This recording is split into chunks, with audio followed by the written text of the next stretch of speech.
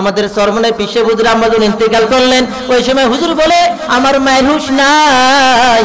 আমরা পাশে বসে আছি, কিন্তু দেখতেছি আমার মায়ের কথা বলে, কথাও বলতে পারে না, কিন্তু তার বুক থেকে এমনকি তার জবান থেকে কেমন একটা আওয়াজ শোনা যায়, লা ইলাহা ইল্লাল্লাহ। আমার মরহুম শেখ রহমতুল্লাহ ইন্তেকাল করলেন, ওই সময় তারও ঠিক একই অবস্থা, জবানে নাই, বেহুশ অবস্থায় পড়ে গেছেন, অথচ তার জবান লড়তেছে লা ইলাহা ইল্লাল্লাহ। হাজারো ওলি আউলিয়া কিরামগণ ইতিহাস পাওয়া যায়, খুঁজলে পাওয়া যায়, কিতাব পড়লে পাওয়া যায়, ইতিহাস পড়লে জানা যায়, হাজারো আউলিয়া কিরামগণ ওই রকম মৌতের সময় তাদের হুঁশ নাই, কিন্তু ঠিকই তার অন্তর থেকে, তার কলব থেকে আমার মাওলার জিকির বাইরে হয়ে গেছে। বলি সুবহানাল্লাহ।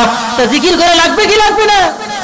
দেখবেন আপনার আমার হুঁশ থাকবে না, সবসময় জিকির করার কারণে দেখবেন আপনার আমার জবানে শুরু হয়ে গেছে লা ইলাহা ইল্লাল্লাহ।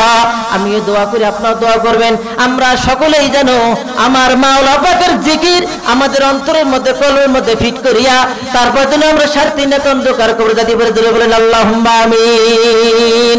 আমরা কিছুক্ষণ জিকির করবো, সুবহানাল্লাহ, আলহামদুলিল্লাহ, আল্লাহু আকবার যখন বলবো, মনে মনে খেয়াল করবো আমার আল্লাহ পাকের জিকির করতে আছি, আল্লাহ পাকের তাসবিহ পাঠ করতে আছি, আল্লাহ পাক রব্বুল আলামিন আমার নাক কপাল খালি জায়গার দিকে তাকাইয়া আছেন।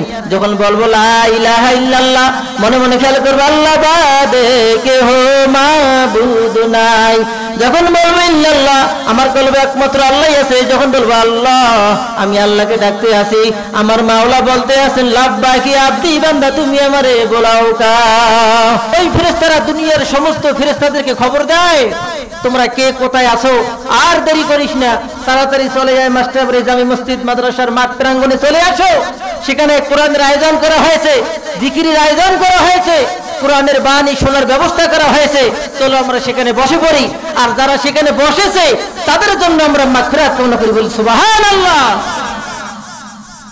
এটা কি কোনো কোরআনে আছে, কোনো হাদিসে আছে যে অমুক আলেম আসলে সেখানে ফেরেশতারা দোয়া করবে, অমুক বুজুর্গ আলেম আসলে সেখানে ফেরেশতারা দোয়া করবে, অমুক টাইটেল বাস, অমুক ভাইরাল বক্তা, অমুক বক্তা সেখানে আসলে তারপর ফেরেশতারা তাদের জন্য দোয়া করবে? আছে কোনো বর্ণনা? কোন আলেম বলতে পারছেন এমন কোন ইতিহাস? একটাই শুধু ইতিহাস, কোরআনের মারফত যেখানে হবে, কোরআনের কথা যেখানেই হবে সেখানেই ফেরেশতারা বসে যাবে, আর যারা বান্দারা বসবে তাদের মাগফিরাত কামনায় ফেরেশতারা দোয়া করে। বলি আলহামদুলিল্লাহ, আরো জোরে বলি আলহামদুলিল্লাহ। আজকাল মাহফিলে প্রচার প্রচার যতটুকু করলাম, চেষ্টা করছি করার জন্য, সবাইকে হুজুর বক্তাকে রাখে অমুক, আর বক্তা কি আর নাই, অমুক ভাইরাল বক্তা আর নাই, অমুক বক্তা, ওই আর বক্তা ভাইরাল বক্তা ছাড়া তো আজকাল লোক হয় না। আমাদের মেন্টালিটি এমন পর্যায়ে চলে গেছে, ভাইরাল বক্তা ছাড়া লোক হয় না। এটাও বুঝলাম ভাইরাল বক্তাও আনা লাগে, ভাইরাল বক্তা আনার পর বয়ান টান শুনলো, অথবা যদি হাসাইনে বক্তা হয় হাসাইলো, কান্দিনে বক্তা হইলে কান্দাইলো, যদি কোনো মজার আলোচনা করতে পারে মজার আলোচনা করলো, যদি কণ্ঠস্বর ভালো হয় কণ্ঠস্বর ভালো হইলো, তারপর বিড়ি লাগাইতে লাগাইতে যে বেটায় বিড়ি খায় ওরা বিড়ি খাইতে খাইতে যাইতেছে, কইতেছে মাশাআল্লাহ কণ্ঠটা ভালোই পাইলাম, মজাই পেয়েছি।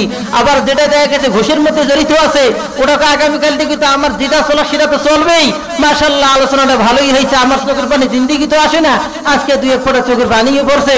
আরেক দল যারা নামাজ পড়ে না তারাও দেখবেন হাঁটতে হাঁটতে যাইতেছে, কইবে মাশাআল্লাহ এত সুন্দর বয়ান হয়েছে, মনটা ভালোই লাগলো, পরের দিন থেকে নামাজেরও খবর নেই। আচ্ছা বলেন তো দেখি, এই সমস্ত ভাইরাল বলেন আর টাইরাল বলেন আর যে ধরনের বক্তাই বলেন না কেন, আনি কোনো ফায়দা আছে? নামাজ তো পড়লেন না। কয়জন ওই রকম বড় ধরনের বক্তা আইনে, 70,000 1 লাখ টাকার বক্তা আইনে এইভাবে আলোচনার মাধ্যমে কয়জন নামাজি হয়েছে? কতজন লোক সামনে আগাইছে? ইতিহাস আছে যে না অমুক বক্তা আনার পরে 100 জন লোক এলাকায় নামাজ পড়ে নাই, 100 জন লোক এখন নামাজ পড়া শুরু করিয়ে দিয়েছে? ইতিহাস আছে এরকম? এমন ইতিহাস কিন্তু আমরাও খুঁজে পাই নাই। কিন্তু এলাকার আমাদের একটা রোগ, এটা আমাদের কি রোগ? আসলে মূলত কোরআনের মহব্বত নাই, হাদিসের মহব্বত নাই, ইসলামের মহব্বত নাই।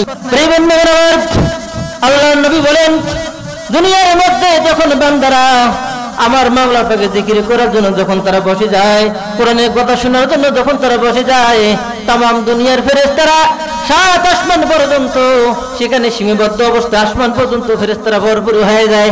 আর তারা দোয়া করে তাদের জন্য যারা সেখানে বয়ান শোনার জন্য, কোরআনের কথা শোনার জন্য বসে গেল, সমস্ত ফেরেশতারা তাদের জন্য দোয়া করে, রব্বুল আলামিন আপনার বান্দারা, আপনার পেয়ারা বান্দারা আপনার কোরআন শোনার জন্য উপস্থিত হয়ে গেল, সীমাবদ্ধভাবে বসে গেল। আল্লাহ আমরা দোয়া করলাম আপনার বান্দাদের পিছনের গুনাহগুলো সব মাফ করে দেন। বলেন সুবহানাল্লাহ।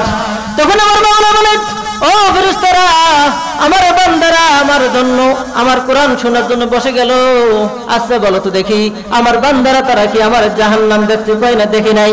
আমার বান্দারা কেন বসে গেল? আল্লাহ গো জান্নাতের আশায় বসে গেছেন, আপনার রহমতের আশায় বসে গেছেন।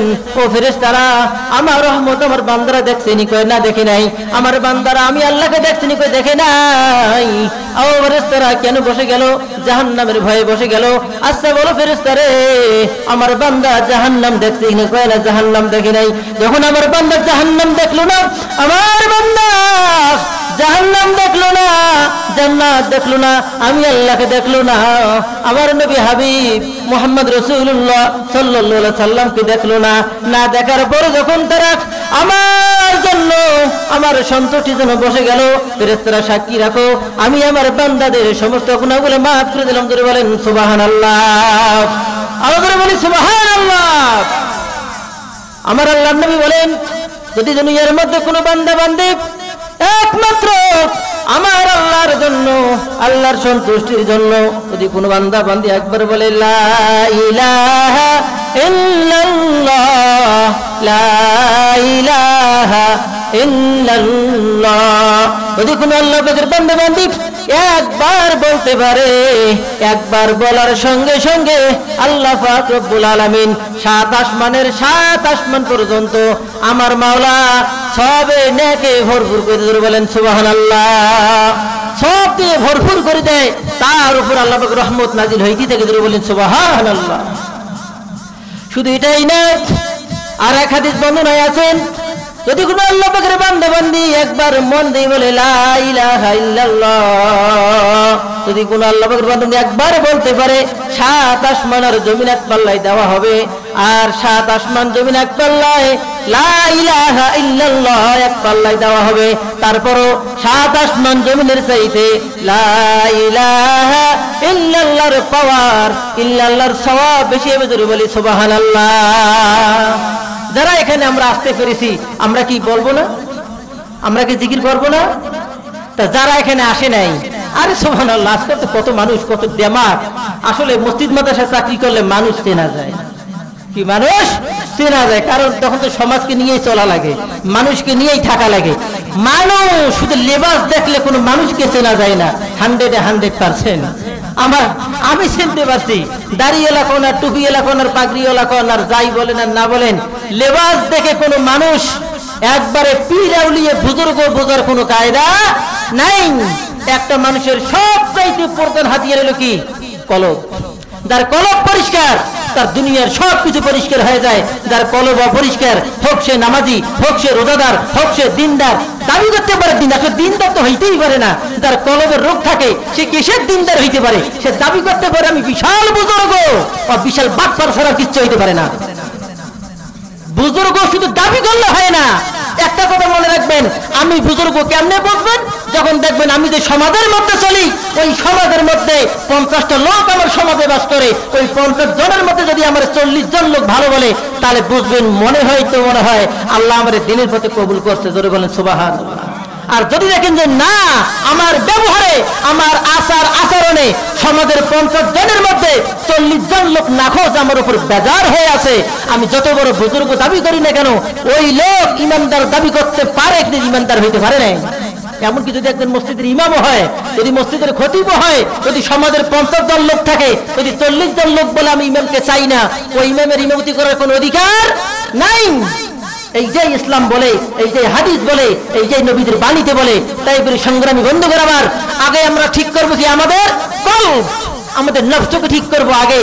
তাহলে নামাজ পড়লে নামাজ কাজে লাগবে, আপনার রোজা কাজে লাগবে, আপনার দিন যা পালন করবেন তাই কাজে লাগবে। আপনার কলব পরিষ্কার করতে না পারলে আপনি যাই করেন আর না করেন কোনো কিছু কাজে লাগবে না। আর এই কলব পরিষ্কার করার জন্য হাতিয়ার কি আমার মাওলা পাকের জিকির। এই জিকির যে কত বড় একটা ইবাদত, যার বর্ণনা এত অল্প সময়ের মধ্যে যেহেতু জিকিরের আলোচনা তো সব সময় করি, সব সময় জানেন, যারা অতিথি বৃন্দ আছেন, যারা আমাদের মেহমান আজকে এসেছেন, তারা আলোচনা করবে ইনশাল্লাহ, আমরা তাদের মুখ থেকে আলোচনা শুনবো। আর আমার তো এখানে আলোচনা তো করে কথাই ছিল না, তারপর একটু জিকিরের আলোচনা দুই চারটি না করলেই নয়। তাই আমরা সবাই চেষ্টা করবো জিকির বেশি বেশি করার জন্য, কারণ দুনিয়ার মধ্যে একমাত্র সহজ, একবারে মানে পানির মতন না চাইতেই পাওয়া যায়, না বিনা কষ্টেই করা যায় এমন একটা আমল, সেটা হইল একমাত্র মাওলা পাকের জিকির। উজু নাই, উজু লাগবে না আপনার, আপনি নাপাক আছেন তাও দরকার নাই, পবিত্রতা লাগবে না, কাজে আছেন সমস্যা নাই, হাঁটতে আছেন সমস্যা নাই, বসে আছেন সমস্যা নাই, শুয়ে আছেন সমস্যা নাই, যে অবস্থায় থাকেন না কেন একমাত্র ইস্তেঞ্জা ছাড়া যে অবস্থায় থাকেন মাওলা পাকের জিকির করা যাবে কি যাবে না? যাবে কি যাবে না? একমাত্র জিকির ছাড়া আর কোন ইবাদত নাই যে দুনিয়ার সর্ব অবস্থায় রাত দিন 24 ঘন্টা আপনি যে অবস্থায় থাকেন না কেন করতে পারবেন, একমাত্র আমার মাওলা পাকের জিকির ছাড়া আর কোনো ইবাদত নাই। কিন্তু অথচ দামি, অনেক দামি, কিন্তু আমলে অনেক সোজা, আমল করতে সোজা, আল্লাহ পাকের দরবারে অনেক দামি। একদিন এক রাসূল পাক সাল্লাল্লাহু আলাইহি ওয়াসাল্লামের কাছে এক আল্লাহ পাকের বান্দা নবীদের সাহাবী চলে গেলেন, ইয়া রাসূলুল্লাহ আমাকে একটা আমল শিখিয়ে দেন। ইয়া রাসূলুল্লাহ দুনিয়ার মধ্যে অনেক আমল আছে, আমি তো আসলে সময়ের কারণে অনেক আমল করতে পারি না, টাকা নাই দান করবো দান করতে পারি না, টাকা নাই হজে যাবো হজ করতে পারি না।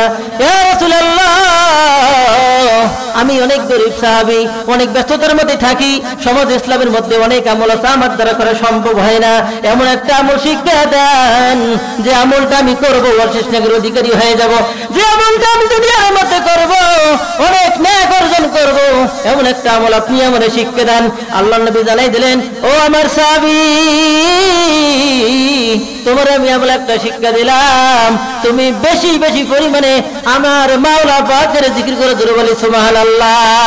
এমন আল্লাহর নবী বলে দিলেন, লা ইয়াযালু লিসানুকা রাতবাম মিন যিকরিল্লাহ।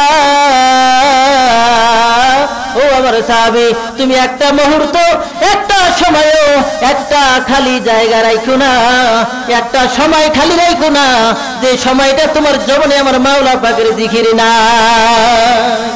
আমার নবী আরো বলেন, আকসিরু যিকরাল্লাহ হাত্তা ইয়াকুলু মাজনুন। ও আমার বান্দা, ও আমার সাহাবারা, ও আমার উম্মতেরা, তোমরা এমন ভাবে দুনিয়ার মধ্যে জিকির করো যাতে করে দুনিয়ার সমস্ত নাস্তিক বেঈমান ফাঁসে ফুজ্জারেরা তোমাদেরকে দেখে পাগল বলে ধরে বলি আল্লাহু আকবার। কি বলবে?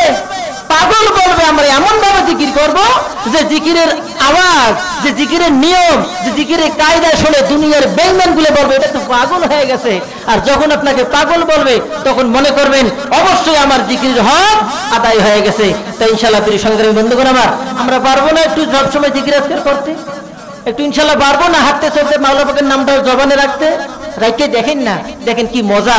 যারা জিকির করে তারা বোঝে, যারা আল্লাহকে ডাকে তারা বোঝে। দেখবেন এক সময় এমন একটা অটোমেটিক একটা মেশিন দেখবেন অনেক সময় স্টার্ট দিলে স্টার্ট লয় না, যদি একবার স্টার্ট লয় আর মানে বন্ধ না করা পর্যন্ত তেল শেষ না লিয়া বন্ধ হয় সহজে, ঠিক দেখবেন জবানে জিকির আসে না।